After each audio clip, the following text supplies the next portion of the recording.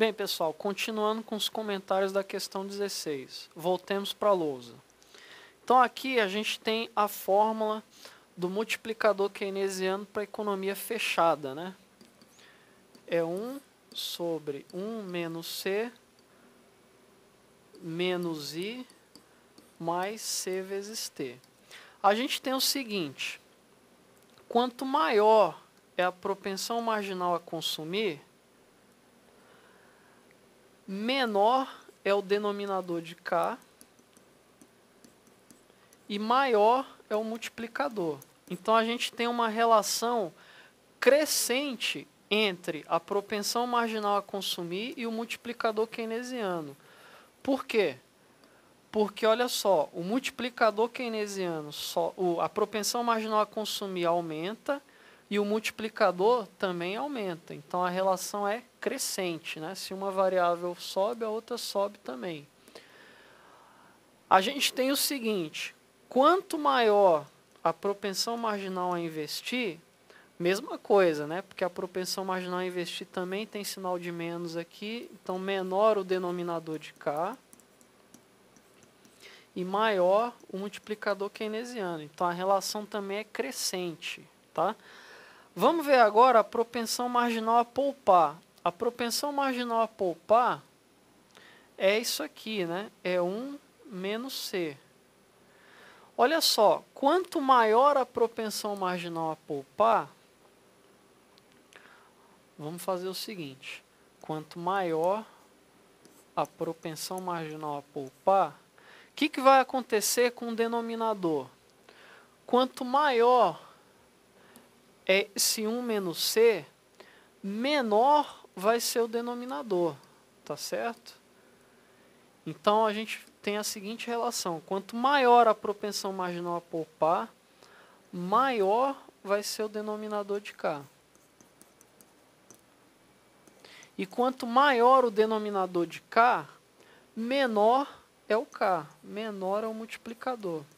Então, a gente tem o seguinte: uma relação inversa, uma relação decrescente entre a propensão marginal a consumir e o multiplicador keynesiano. Ou seja, quanto maior a propensão marginal a consumir, menor é o multiplicador keynesiano. Então, isso é uma relação decrescente, tá? Uma variável sobe e a outra cai. Então, o gabarito da questão 16 é a letra D de dado, tá? O valor do multiplicador é função decrescente da propensão marginal a poupar. Isso é bem intuitivo também, né, pessoal? Porque quanto mais as pessoas destinam o acréscimo de sua renda para a poupança e não para o consumo, menor é o efeito multiplicador, menor é o valor do multiplicador. Todo aquele efeito do multiplicador, lembra do exemplo que eu dei? O governo fez uma obra pública, aí pagou a empreiteira paga o salário dos empregados, os empregados pegam o salário, vão consumir.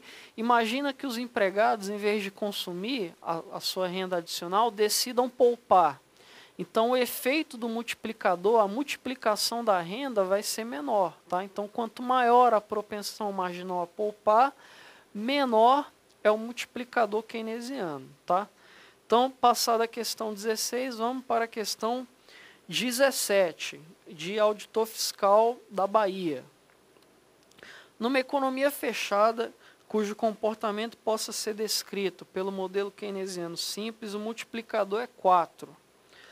Para fechar um hiato deflacionário de 60 bilhões de unidades monetárias e, consequentemente, a economia alcançar o pleno emprego, é necessário, então vamos para a lousa para desvendar essa questão 17. Primeira coisa, vamos relembrar o que é um hiato deflacionário, tá? Um hiato acontece quando nós temos um valor diferente entre o produto de pleno emprego e a demanda agregada da economia, tá? Se o produto de pleno emprego é maior que a demanda agregada da economia, nós temos um hiato deflacionário. que é do que trata a questão aí, o hiato deflacionário.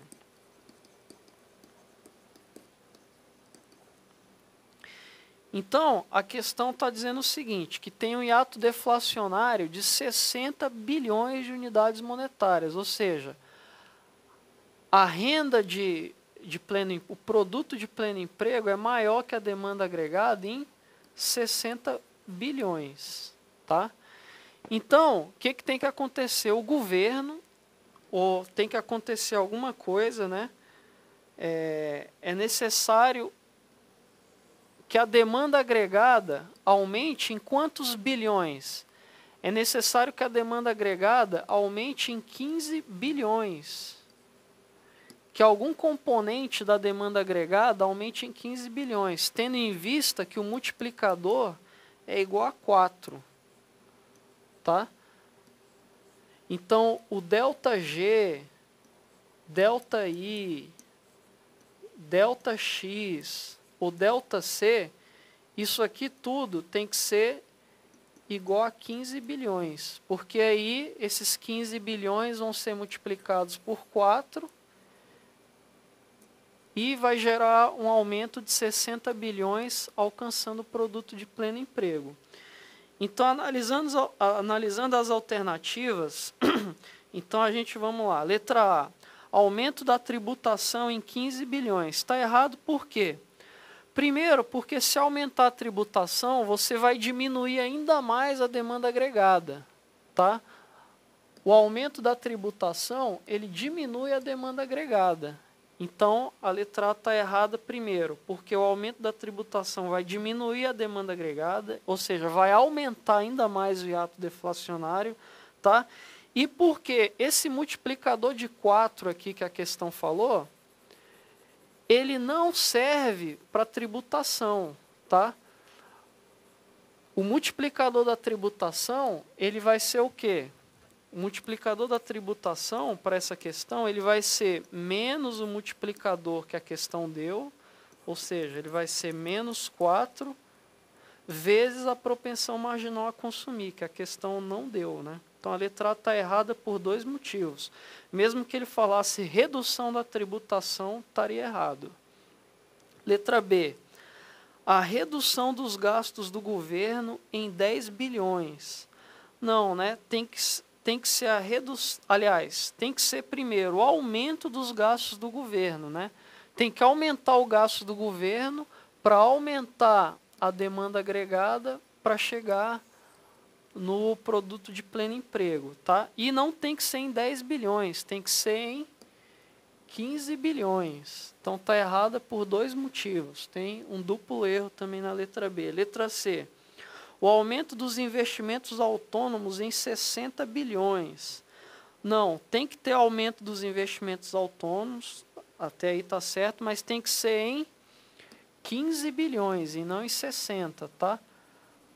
Porque vai ser em 15, aí vai multiplicar por 4, aí sim a gente vai fechar o hiato deflacionário de 60. Letra D, a redução dos investimentos autônomos em 10. Não, porque a gente tem que aumentar a demanda agregada, então tem que haver um aumento do investimento autônomo. Então tem um duplo erro na letra D, tem que ser um aumento do investimento e tem que ser em 15.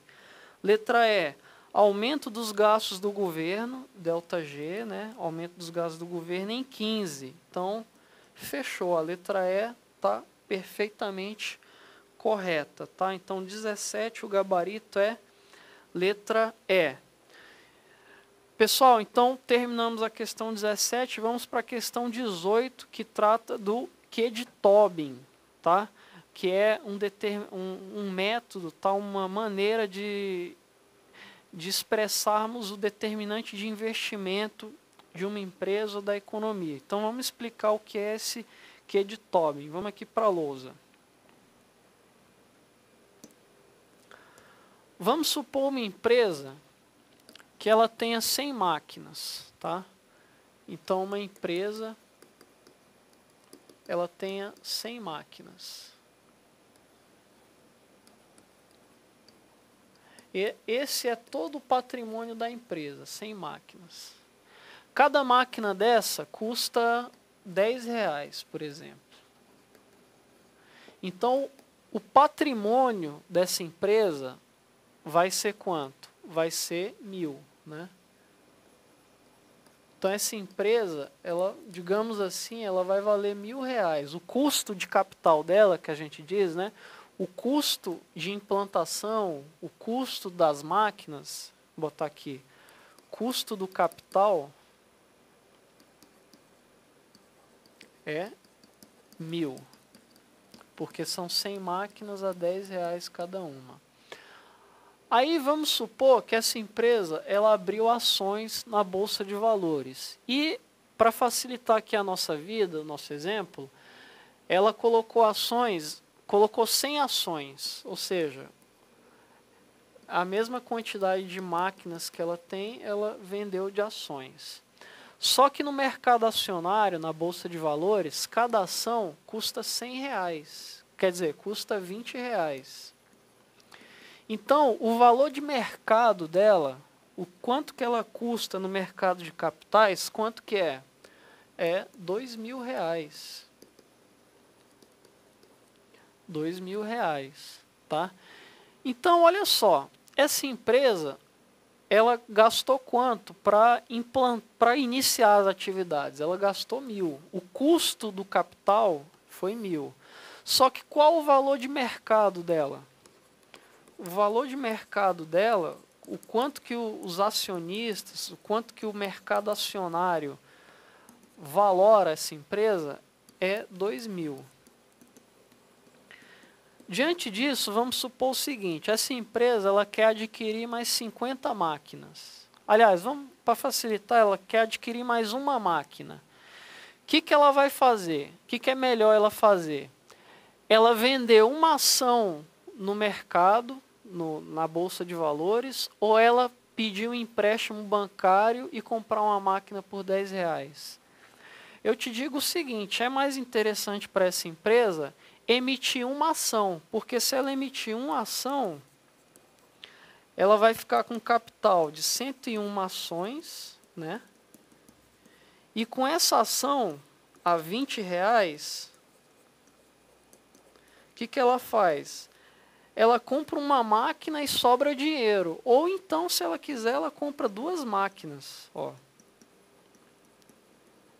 Então, ela pode emitir uma ação a mais e comprar 2 máquinas, ficando com 102 máquinas, por exemplo.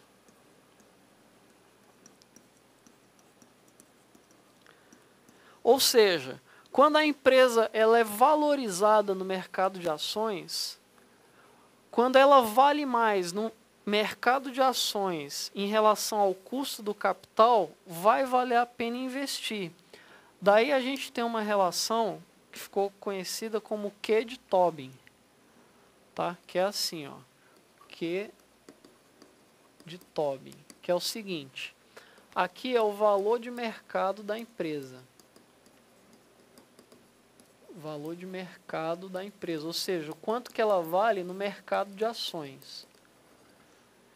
E no denominador do Q de Tobin, a gente tem o custo de reposição do capital, ou simplesmente o custo do capital.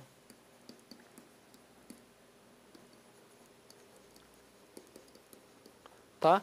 Se o valor de mercado da empresa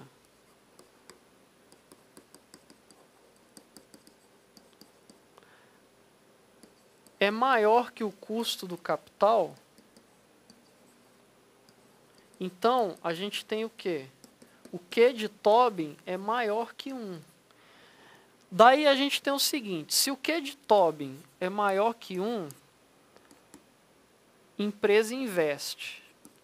Ou seja, vale a pena investir. Tá? Empresa investe. Se o Q de Tobin é menor que 1, empresa não investe. Por quê? Porque o custo do capital, o custo de reposição do capital é maior do que o valor, o tanto que o mercado valora aquela empresa. Então, não vale a pena investir.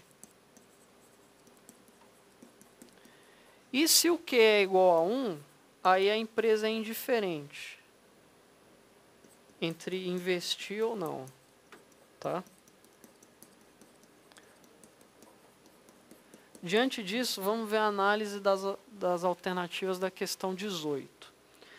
Então, questão 18. Pode-se afirmar que o Q de Tobin, letra A, é igual ao valor de mercado do capital instalado multiplicado pelo custo de reposição? Não. É o valor de mercado dividido pelo custo de reposição, né? Vamos aqui para a lousa de novo, ó. Se você olhar o que é o Q de Tobin, é o valor de mercado dividido pelo custo de reposição do capital. Então, letra A é errado. Letra B. É igual ao valor de mercado do capital instalado dividido pelo custo de reposição mais a depreciação. Está errado aí por essa parte final, mais a depreciação, né? Letra C. É igual ao valor de mercado do capital instalado dividido pelo custo de reposição do capital instalado. Ok. E o Q de Tobin assume que o valor das ações de uma corporação representa uma variável importante para a decisão do investimento. Então, a letra C está certa, tá? E o que ele disse aí no final, que o valor das ações de uma empresa é uma variável determinante para o investimento. Isso aí diz o seguinte, que quando as ações das empresas em um determinado país estão valorizadas, isso é favorável para os investimentos, tá?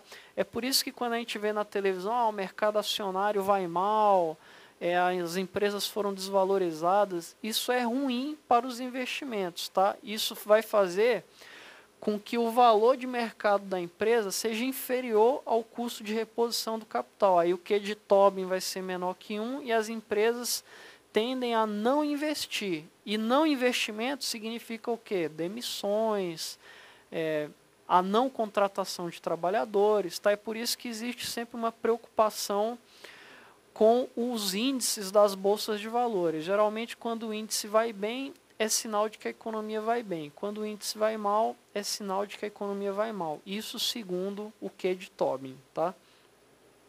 Letra D.